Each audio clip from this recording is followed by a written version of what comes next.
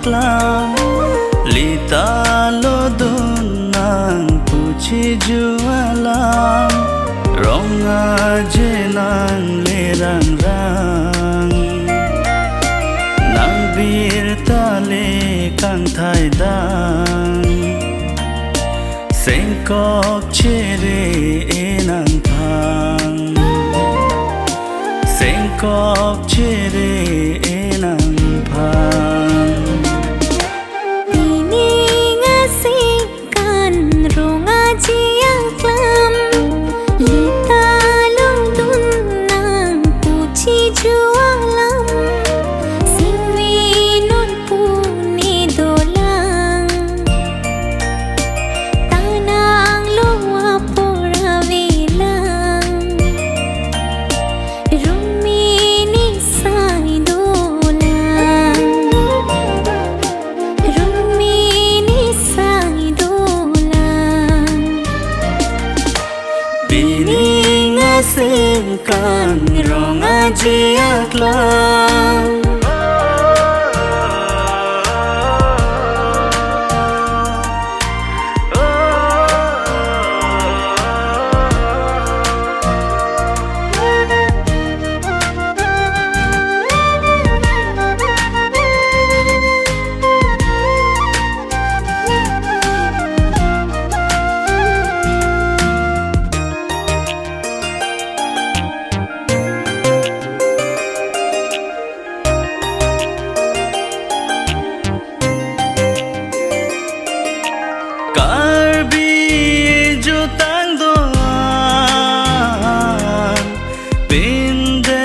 sumpot ke doan bibi pachi thang pungang pusi tuma ki mang eju tangalam ekhe alam so su pache thandonang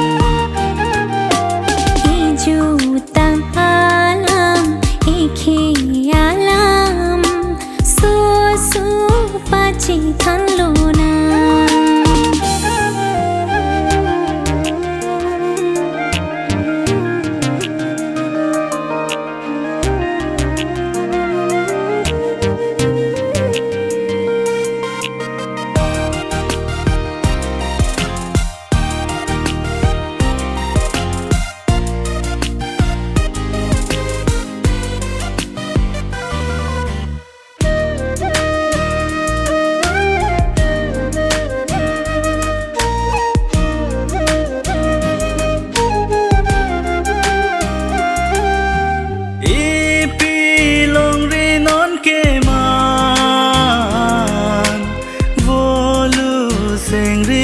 puan tum chithi doti kang klim nang khilong riya phang che than chimum nang khelong rialam pir bi voleng jia phang che than chimum nang khilong rialam pir bi voleng jia phang pining aseng kan ronga jiaklam lita lo dunang puchi jualam ronga jenang lerang rang nang bir tale kang thai dang sengkok chere enang thang